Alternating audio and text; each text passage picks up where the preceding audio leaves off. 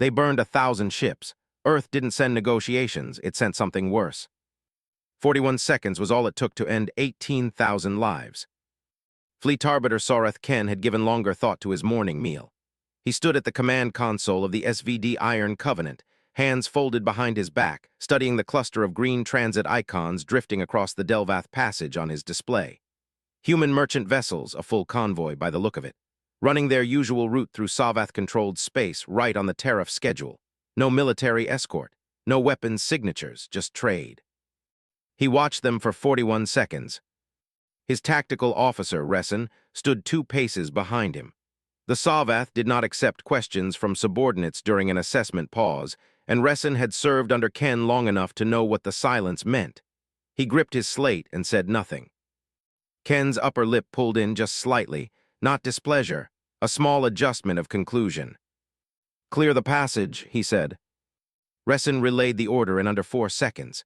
3 Savath dreadnoughts broke formation and opened fire. There was no warning broadcast, no demand to alter course, no grace period. The convoy's lead vessels tried to scatter. The sensor logs would show that much later for whoever bothered to read them, but the Delvath Passage was a transit corridor, not open space, and there was nowhere to go. 1,247 merchant vessels became wreckage in the time it might take someone to finish a cup of tea, cargo haulers, a medical resupply barge.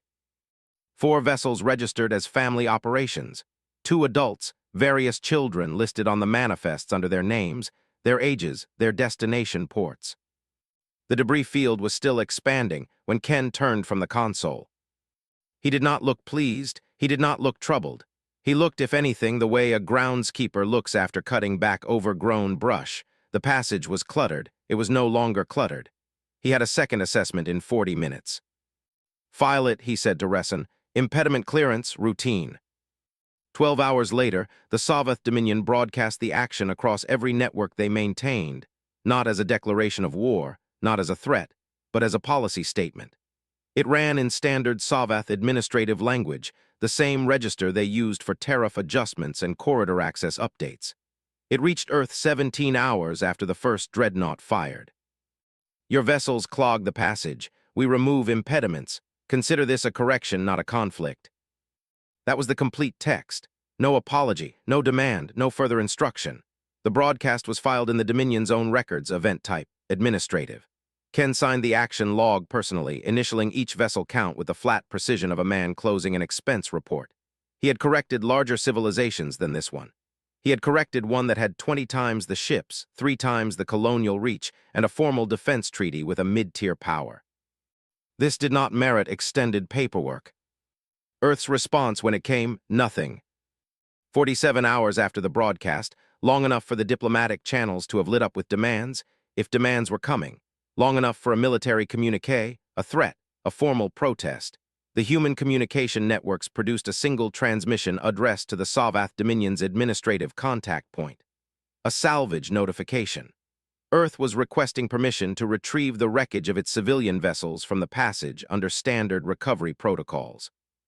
No mention of the dead, no mention of the order, no accusation. Ken reviewed the request himself. He granted it in under a minute. Of course he did. The debris was now a navigation hazard, and clearing it served the Dominion's interests. He noted in the margin of the action log, in the cramped vertical script the Savath used for personal annotations, "Compliant species, file undercorrected."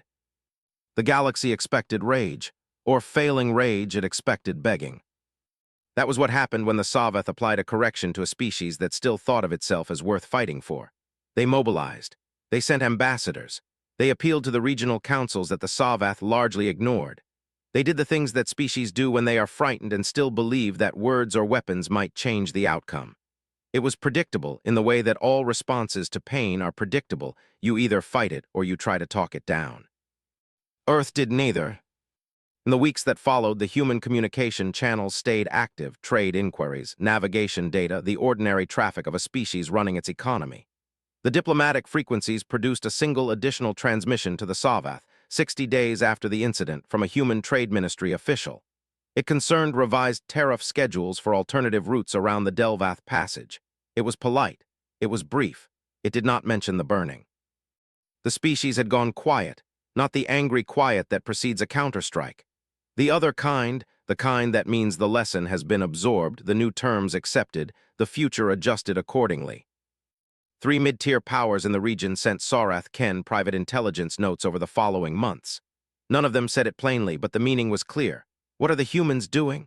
The silence reads wrong.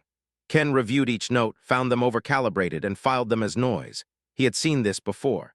Species in the third category, the ones who went quiet and adapted, always produced this kind of secondary anxiety in their neighbors. The neighbors were pattern matching on rage or begging, and quiet disrupted the pattern. It was not, in Ken's assessment, information. He pulled up Earth's intelligence file. It was 2 years old. The Savath updated assessments on beneath-notice species every few years, often longer depending on resource allocation. Earth's entry was thorough for what it covered. Second-rate traders, 3 minor colonial stations, communication technology, a generation behind Dominion's standard, no standing military worth a full assessment. The merchant fleet had been their primary economic artery. Severing it should have ended their capacity for anything beyond subsistence trade. Nothing in the file suggested it was wrong. Ken flagged it for a routine update at the standard interval, 42 months out, and closed it. He had a fleet review in the morning. He did not think about the humans again.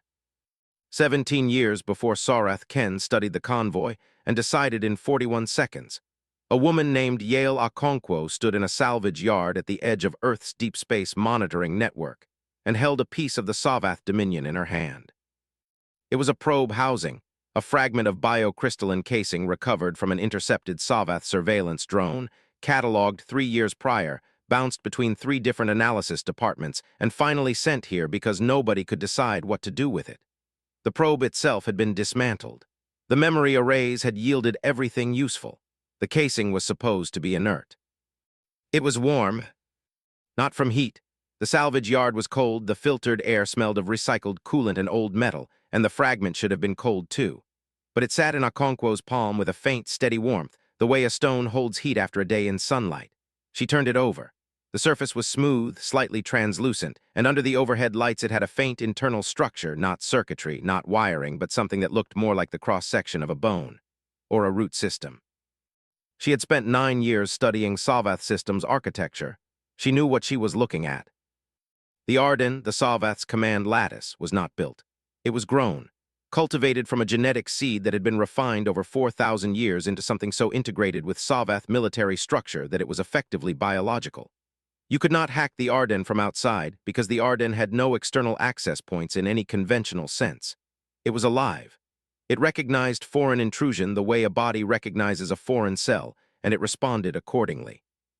Which meant, and Okonkwo stood with the probe shard in her palm, and thought this through with the patience of someone who had spent 9 years building to exactly this thought, that the only way inside it was to not be foreign.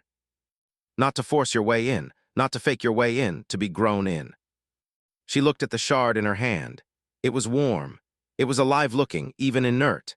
And it was a fragment of the Arden's own genetic material, shed when the probe was built, recovered by people who hadn't understood what they had. She understood what they had. The salvage yard's night shift started in 20 minutes. She had a meeting with a signals analyst at 8 the next morning that she was already planning to cancel. She stood there a moment longer, turning the shard over once more, feeling its warmth against her fingers. Then she put it in her pocket.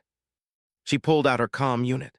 She scrolled to a contact she had not called in 2 years, a man named Davin Ematret, who had built the human monitoring network's first deep range listening array at 28 years old, and was now, officially, a senior architect on a cargo relay infrastructure project that did not substantially exist.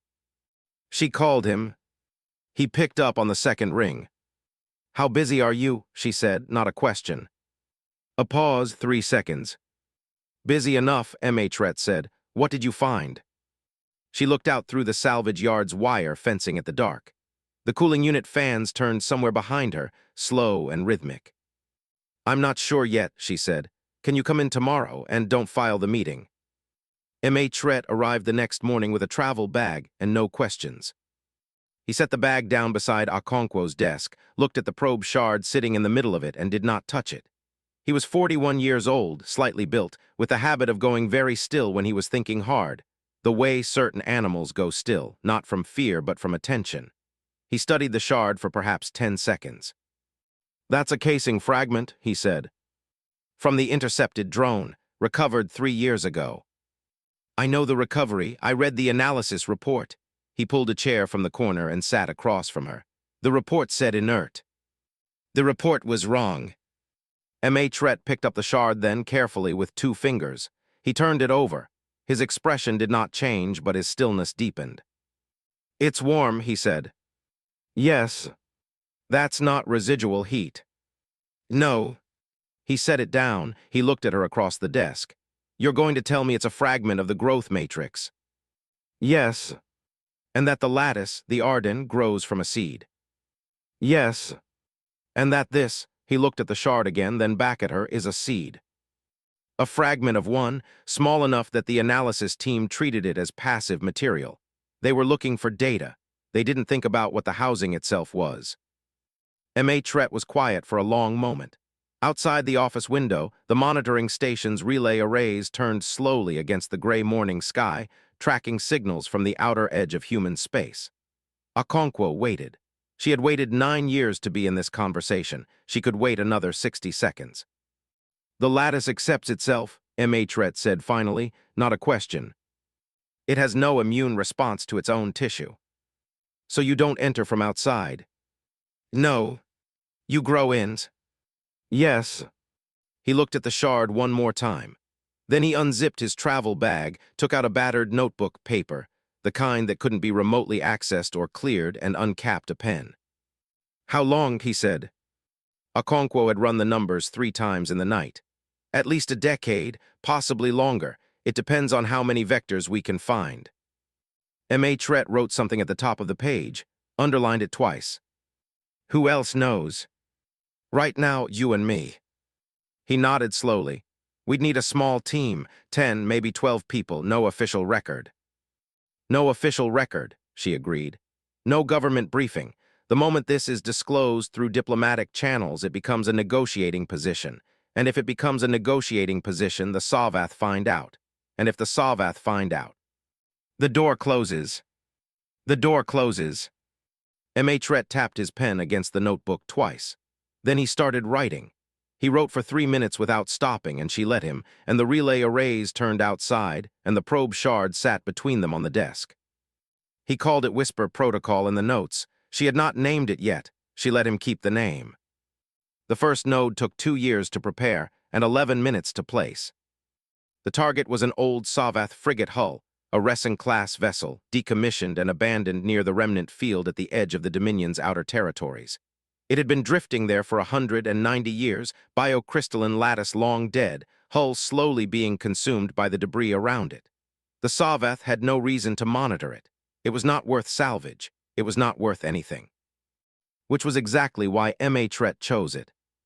He spent 2 years mapping the dead lattice's architecture from intercepted Savath maintenance logs and recovered derelict surveys, building a picture of how the Arden grew, which pathways it favored, which structural nodes formed first, how the tissue expanded outward from a seed.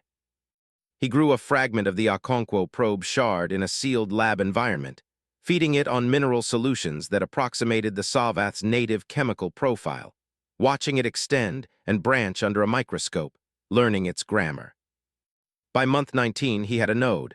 It was the size of a grain of rice. It was warm. A member of his team, a woman named Sujin Lim, who had previously designed communications encryption for Earth's Outer Rim relay network and now officially did not work anywhere, flew a salvage survey vessel to the edge of the remnant field on a legitimate debris assessment contract. She spent 4 days taking readings. On the 5th day, she made a single adjustment to the derelict Savath frigate's hull, in a section no Savath scan had touched in decades. The node went in, she flew home. 11 minutes from approach to departure. M.A. Tret tracked the procedure through a relay feed on his workbench at Relay Station ISIL 7, watching the signal confirm contact between the node and the derelict lattice tissue. He did not celebrate. He made a note in the paper notebook. Node 1, remnant field, placed, listening only, no transmission. The node broadcast nothing. It only listened. It began with the patience of growing things to map the dead lattice from the inside. Finding the old pathways, the architecture MHRET had already sketched from external data and confirming the shape from within. It would take another year before it found anything useful. That was fine. They were not in a hurry. They were in something much longer than a hurry. The acquisition vectors came one by one over 7 years, and each one required something different. The second and third nodes came through legitimate commerce. MHRET spent 14 months identifying a surplus parts supplier in a neutral trading hub who regularly handled decommissioned SciFi biocrystalline components, maintenance hardware, lattice interface panels, the kind of secondary equipment that passed through a dozen hands before anyone looked closely. He bought a consignment. Most of it was dead. But 2 pieces, in the chemical analysis he ran back at ISIL-7, still held faint traces of live growth matrix, enough to seed 2 new nodes, grown patient and slow from the Okonkwo fragment and the derelict map. The fourth came from a conversation. One of MHRET's team, a man named Oriental, who had spent 15 years studying xenobiology before MHRET recruited him, spent 8 months corresponding with a SciFi materials scientist through an academic exchange channel, discussing in abstract terms the structural properties of biocrystalline compounds under high-pressure environments. The scientist was proud of the Ardennes inner lattice hardening technique. Proud people explain things. In the 3rd month, he mentioned, almost as an aside, a thermal cycling method that the SciFi used to reinforce the lattice's deepest pathways. MHRET used that method. Node 4 grew denser and quieter than anything he'd built before. It would eventually thread deeper than any of the others. Year 5 carried the most risk. A single human operative, not from MHRET's core team but a contact Okonkwo had maintained for other purposes. Someone whose face the SciFi had no record of entered a SciFi commercial docking facility on a legitimate trade inspection credential. She was there for 4 hours. She left behind in a maintenance conduit behind a secondary cooling unit a payload the size of a human thumbnail, sealed in a casing that would biodegrade in 30 days. She walked out. She filed her inspection report. She took a transit connection home. She did not know what she had carried. She thought it was a tracker. It was Node 7. The deaths came in year 9. 2 of them happened on the same day. A transit shuttle carrying Sujin Lim and a signals technician named Amara Diallo failed during re-entry approach to Earth's inner orbit station. The failure was mechanical. An inquest confirmed it within 6 weeks. Nobody asked MHRET's team about it because MHRET's team did not officially exist, and Sujin Lim and Amara Diallo's connection to the protocol was in a paper notebook in a locked drawer on relay station ISIL-7. The inquest produced a report. The report was filed. Nobody who read it knew what it was missing. MHRET received the news through an encrypted channel at 4 a.m. He sat with it for an hour. Okonkwo's reply to his notification, noted. 1 word, because anything more was a risk, and because there was nothing adequate, and because the protocol continued. That was the nature of what they had agreed to, not the dramatic, sacrificial kind of agreement, but the quiet, administrative kind, the agreement that says, this will cost something, and we are choosing to pay it, and the cost is borne in silence. The 3rd death came 4 months later. Oriental, the xenobiologist, the man who had drawn the thermal cycling technique from an unwitting SciFi scientist, developed a cardiac condition. He declined treatment for 3 months because treatment would have required disclosures his medical records couldn't carry. By the time MHRET found out he had stopped going to the clinic, there was nothing to be done. He died in his apartment on a Thursday. The official cause was listed as natural. Okonkwo received the message. She replied, noted. She did not attend any of the funerals, not from coldness or not only from coldness. The funerals were the only places where someone might look at her face and understand what she was carrying, and she could not afford for anyone to look at her face that way. So she stayed at her desk. She held the probe shard for a moment each time, warm against her fingers, and set it back down. The protocol continued. 8 people remained. By year 12, Whisper had seeded 31 of the 47 nodes. MHRET sat at his workbench at ISIL-7 and mapped the web on a paper chart. Never digital, never networked. Each node was a point. Each lattice connection was a line drawn in pencil, because pencil could be erased and updated as the nodes grew and found new pathways. The chart had grown to cover most of the wall behind his workbench. Visitors to ISIL-7, there were very few, saw what looked like a signal propagation diagram for the relay network. That was, in fact, what the first 2 layers were. The third layer was something else.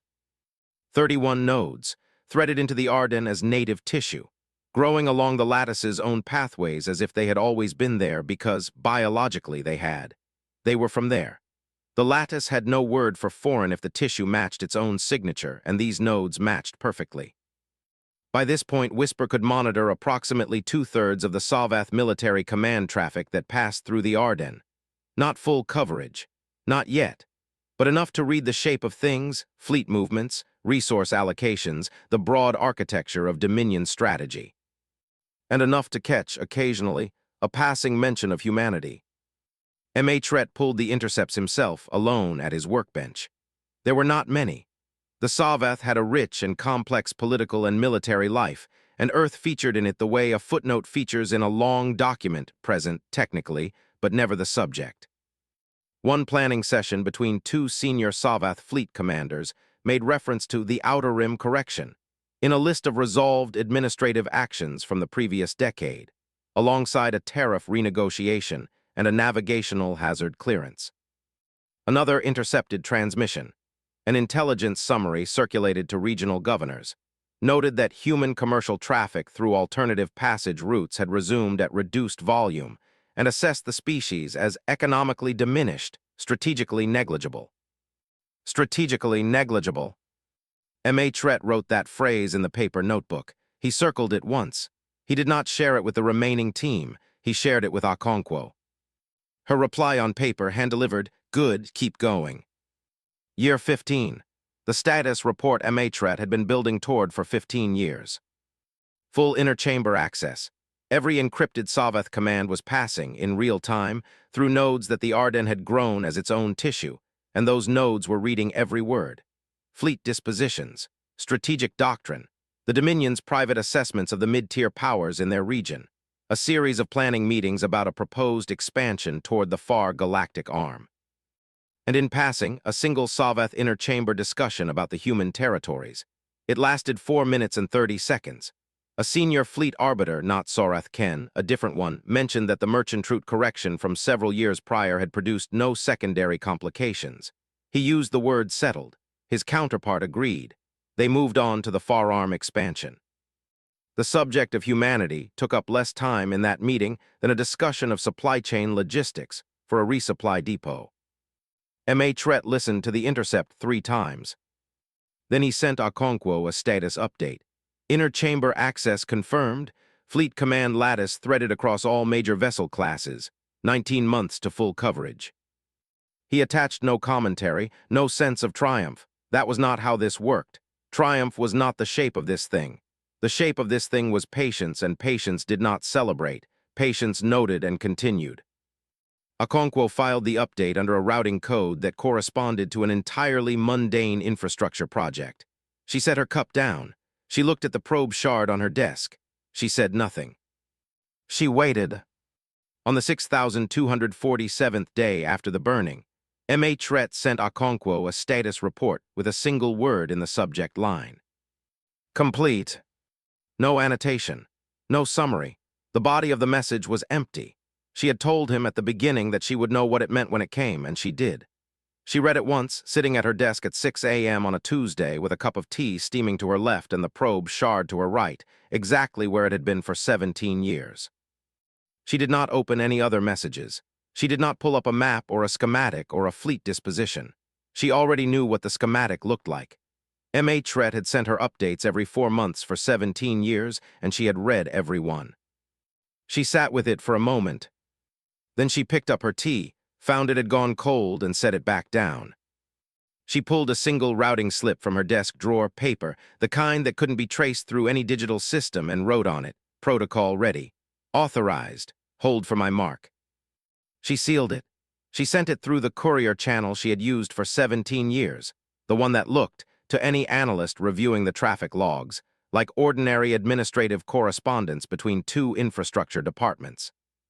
She did not pick up the cup again. Matrette received the slip on a Wednesday morning, opened it at his workbench, and filed it in the paper notebook under the final page. He had been waiting for it for 19 months, since the day he'd confirmed full coverage, and told her he needed that long to stabilize the deepest nodes. He had used 16 of those months. The remaining three had felt, in a way that surprised him, very quiet. He looked at the wall chart. 47 points. Lines connecting them in a web so dense the underlying paper was barely visible anymore. From every Savath military vessel and installation in 14 star systems, lines ran inward to a center that was, technically, not a place. It was a distributed architecture, living in the lattice's own tissue, listening with the Ardenne's own ears. He had built this. 11 people had built this. 3 of them were dead, and their names were not on any document that would survive a record search, and the thing they had helped build was threaded through the most powerful military network in the known quadrant. He thought about Su Jin Lim and the 11 minutes at the remnant field. He thought about Orenthal and the thermal cycling conversation, and how pleased the Savath scientist had sounded explaining his own defeat. He did not think about these things for long. Sentiment was not the shape of this work. He picked up his pen and wrote beneath the final entry in the notebook, "Activation ready, awaiting mark." He waited for Okonkwo's mark. 3 weeks later, a routine Savath signals relay transmitted a standard encrypted command update through the Ardenne. It was an administrative order, a resupply authorization for 3 Savath border stations in the outer reaches of the Dominion. Unremarkable. The kind of signal the Ardenne carried 400 times a day. Whisper read it before it arrived. M.A. Tret flagged it in his morning intercept review, tagged it routine, and set it in the queue. Then he looked at it again, not because there was anything wrong with the signal, because it was the 6,247th day. He sent Okonkwo a 2-word message, day count. Her reply came back in 4 minutes, activate. The sequence that followed took 8 seconds from M.A. Tret's command to full deployment. Later, he would describe it to no one because there was no one he could describe it to. But in the private record he kept in the paper notebook, he wrote, like opening a window, all at once from inside.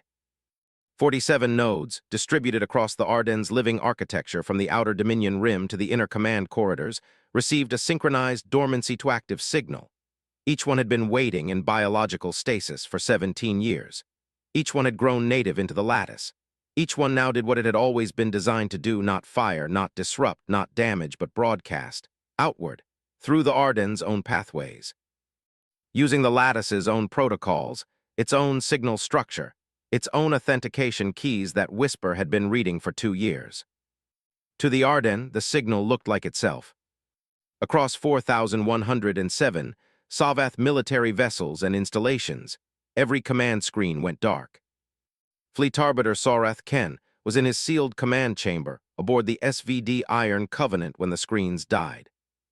He registered the change the way a methodical man registers any deviation, with a precise, alert stillness. He was at the secondary console reviewing a fleet rotation schedule. One moment the screen showed data. The next moment it did not. Not dimmed, not flickered, out. He looked at Resin. Resin was already at the primary console, hands moving. Sir, all screens across the vessel. The lattice is showing active, but the display output is. Override it. Trying, sir. The lattice is responding, it's just not. The screens came back. Not to the fleet rotation schedule. Not to any Savath interface Ken had ever seen. Every screen in the command chamber, the primary display, the secondary consoles, the tactical overlay, the status board, showed the same image. A human face. A woman seated, plain background, no insignia, no weapons visible, no fleet behind her. She looked, Ken thought, in the fraction of a second before she spoke, like a functionary about to deliver a briefing she had already delivered many times. She spoke at a measured pace, not fast, not slow. Fleet Arbiter Ken. His name, on his sealed command screen. On the flagship of the Savath Dominion's forward fleet, whose location was classified at the highest tier of Ardenne encryption. We have been inside your walls for 17 years. Ken did not move. We read your orders before your officers did. We know every fleet movement you have authorized, every strategic decision made in this chamber, every communication you believed was encrypted beyond reach. We are not asking you to understand what that means. We are asking you to decide what happens next. Behind her, and this was when Ken's stillness became something different, something closer to a man standing at the edge of a drop and not yet certain of its depth. Behind her, a schematic appeared. He recognized it immediately. He had looked at versions of it his entire career. The Ardennes, his Ardennes, displayed on his screen in the Ardennes' own architectural notation, his own system's own visual language, with 47 points glowing across it like a constellation. Each point labeled, insertion date, vector, lattice pathway, location in the fleet architecture. He had 47 of them, in his system, growing as native tissue. Resson, Ken said. His voice was level. That was the thing, his voice stayed level because his mind was still processing, still running the arithmetic, and the arithmetic was not finished yet. Sir, cut the broadcast. Resson's hands were already moving. Cutting. The lattice is, sir, the lattice is responding to the command, but it's routing the override through. A pause, 3 seconds. The override pathway is not coming back to us first. Not seized, not locked out, not hacked. The Ardennes was simply answering to something that had been living inside it longer than Ken's current command rotation. He pulled up the first insertion point on the schematic. Node 1, the label read Remnant Field Derelict, Year 1, and traced its pathway through the lattice. He was good at reading the Ardennes. He had spent 30 years learning its architecture. The tissue was indistinguishable from native growth. He pulled up Node 4. Same. He pulled up Node 12, which threaded through the inner chamber relay. Same. The lattice had grown around these points, had grown through them. They were not in the Ardennes, they were the Ardennes. The woman on the screen waited.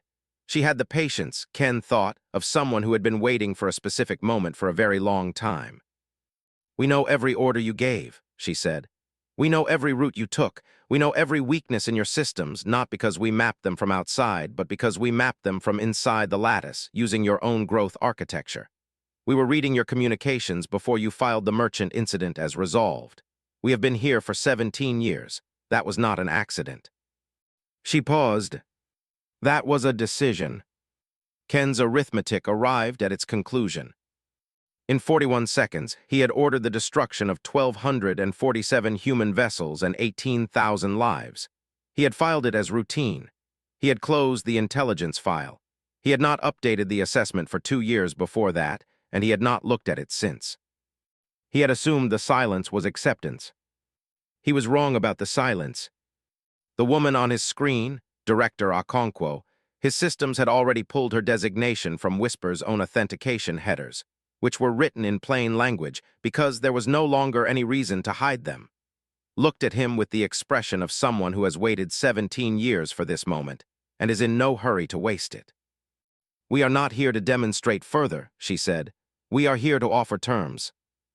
And the screen held her face, and behind it the glowing schematic of his own most trusted system, and the arithmetic was complete, and his certainty, which had been with him since before the merchant burning, since before this command, since the early years when he had learned that the Savath's history of 4,000 years was the proof of their correctness, was gone. Not shaken, gone. Resson was very still behind him. No override had come back. No emergency command had found a response pathway. The Ardennes was active, green across all systems, nominal by every indicator, and answering to 47 points of contact that had been native to it for 17 years. He had never looked inward. You did not look inward at the Ardennes. It had never been necessary. It had never been possible. That was the assumption. That was the belief he had carried through 4,000 years of Dominion history, through 19 corrected civilizations, through 41 seconds in the Delvath Passage, through 2 years of a stale intelligence file that he had not felt any need to update. He looked at Node 12, at the lattice tissue that was indistinguishable from native growth. They never ran counterintelligence against internal intrusion, because internal intrusion was categorically impossible. It had been possible for 17 years. She let the silence hold for 10 seconds.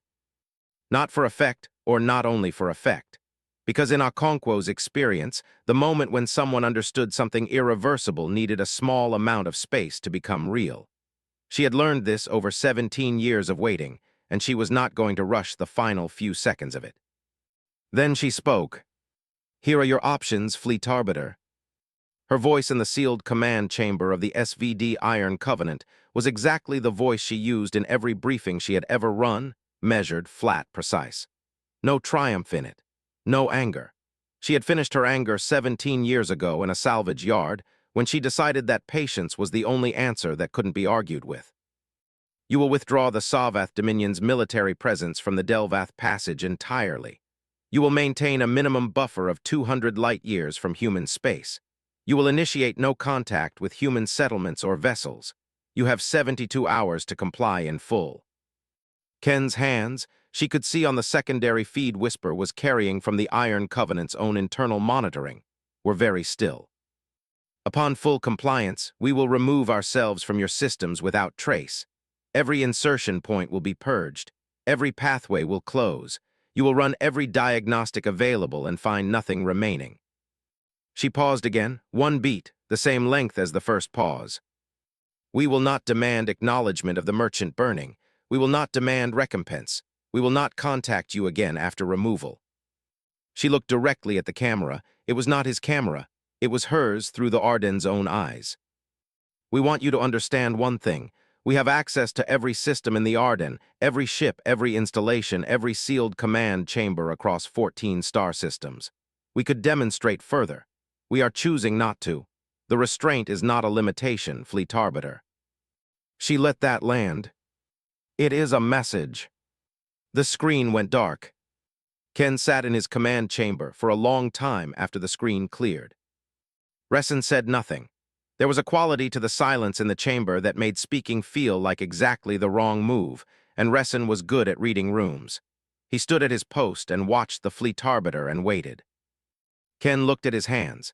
Then he looked at the primary display, which had returned to his fleet rotation schedule. The Arden was active, all systems nominal, all vessels reporting in as if nothing had happened. Which technically nothing had. No shots fired, no vessels damaged, no installations touched. A woman had appeared on his screens for 12 minutes and spoken at him in the register of a mid-tier administrator delivering quarterly results. He was afraid of her. He understood this clearly, the way you understand arithmetic when the numbers stop being abstract. He was not afraid of the weapon. He had weapons. He had 4,007 vessels and a command lattice that was, apparently, now threaded with 47 points of contact belonging to a species he had filed as corrected, but the protocol had stated plainly that those points would be removed on compliance. He could rebuild. He could harden. He could run the intelligence review he should have run 2 years before the burning and probably a decade before that. He was afraid of the patience.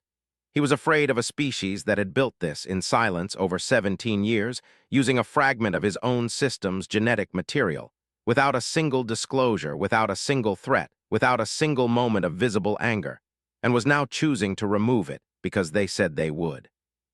Because if they could remove it cleanly, they could rebuild it, and next time they might not offer terms. He looked at Ressen. Notify the passage garrison, he said. Begin withdrawal protocols, full compliance 72 hours. Ressen blinked once, then, yes, sir. He was at the communications console in 4 steps. Ken turned back to the fleet rotation schedule on his primary display and stared at it without reading it. In 41 seconds years ago, he had looked at a convoy of human merchant vessels and decided they were an impediment. He had not thought of them as something that could think back. He had thought of them the way you think of weather or logistics, a condition to be managed, not an intelligence to be reckoned with. He had been wrong in a way that was not recoverable by being less wrong next time. He had been wrong in a way that now lived inside the most trusted system his civilization had ever built, and the only evidence of it would vanish in 72 hours, which was almost worse than leaving a scar. A scar you could point to. This would leave nothing. Only his private certainty, which was already gone. He straightened his sleeve. Then he went back to the fleet rotation schedule, because there was nothing else to do, and a command does not stop needing to be commanded just because its commander has been shown something he cannot unfind. At 61 hours and 34 minutes, the Savath Dominion formally acknowledged the human terms. Withdrawal from the Delvath Passage took 11 hours. Ken supervised each step personally, not from diligence, but because he needed something to do with the precision that had always been his best quality. He verified every vessel's departure vector. He confirmed the buffer zone coordinates to the light year. He filed the withdrawal in the Dominion's administrative records under a routing code that would not, for several decades, be decoded by anyone with clearance to understand what it meant. He did not file a reason. The code was administrative adjustment. The passage was now open. On the 72nd hour, Okonkwo removed Whisper Protocol.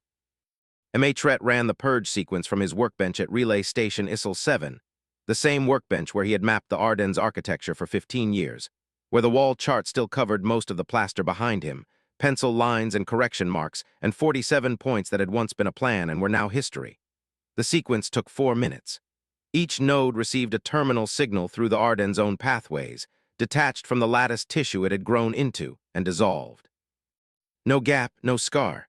The lattice closed behind each one the way water closes behind a hand. When it was done, Matrette looked at the wall chart for a moment. Then he took it down, folded it once, and put it in the paper notebook with the rest of the record. He sent Okonkwo a status update, one word in the subject line, dark. Then he sent a second message. This one had no operational content. It was not in the paper notebook protocol. It was not encrypted. It was sent on a standard civilian channel in plain language because there was no longer any reason to hide anything. The subject line read, "The probe sends its regards." Okonkwo read it at her desk at 7 a.m. on a Thursday. She held the probe shard for a moment. It was still warm. It had been warm for 17 years on her desk, and she had never quite stopped being surprised by that, the way you never quite stop being surprised by something that was always there. She turned it over once. The morning light caught its internal structure, the faint root system depth of it, the thing she had looked at in a salvage yard when the world was still a closed door. She set it down. She did not reply to Matrette's message. She would speak to him later properly in a room, which was not something they had done many times in 17 years. There was no urgency. The urgency was over. She opened her morning queue. There were 14 messages waiting. She worked through them in order, which is what she always did. The Soveth ran every diagnostic available over the following 4 months. Soreth Ken oversaw the review personally. His analysts worked through the Ardennes' full architecture, every pathway, every lattice junction, every growth node, and every vessel and installation in the Dominion's military network. They had the best tools available. They had 4,000 years of Ardennes expertise. They found nothing. The lattice was clean. There was no remaining trace of Whisper Protocol's presence. No foreign tissue, no anomalous growth, no pathway that led anywhere it shouldn't. Which meant, Ken understood, that they had done what they said they would do. They had been inside the most hardened military network in the known quadrant, with full access to every command in 14 star systems, for 17 years, and they had removed themselves because they said they would. He wrote this in a private log entry that he did not file in any official record. He wrote, "They could have stayed. They chose to leave. I do not know which frightens me more, that they were there or that they are gone." He did not send it anywhere. He kept it because the only honest response to what had happened was to write it down and not pretend otherwise. No announcement was made, no press conference, no diplomatic communique. Earth did not confirm that Whisper Protocol had existed or been removed or been anything at all. The Delvath Passage simply opened. Human commercial traffic resumed. The buffer zone appeared in the navigational charts as a new exclusion area with a routine administrative designation. The galaxy, which was good at reading what it could not confirm, read it. Within 3 months, intelligence networks that had humanity filed as minor traitors beneath comprehensive assessment began updating their records. Not because Earth had said anything. Because the Savath Dominion, which had been a consistently assertive regional power for as long as anyone in the region had been keeping records, had withdrawn from a transit corridor it controlled, established a significant buffer, and gone very quiet, all without any visible conflict. Something had happened. No one outside a very small number of people knew what. That in itself was information. The species that had gone silent after the burning was still silent. It had simply done something in the silence that changed the shape of the region, and it had not told anyone what. A Savath signals analyst, assigned to review the incident for internal records, working from the documents Ken had filed, the diagnostic results, and a transcript of Okonkwo's 12-minute broadcast that existed in exactly one copy in the Dominion's most restricted archive, filed her review report 4 months after the withdrawal. The report ran to 31 pages. The summary was 3 sentences.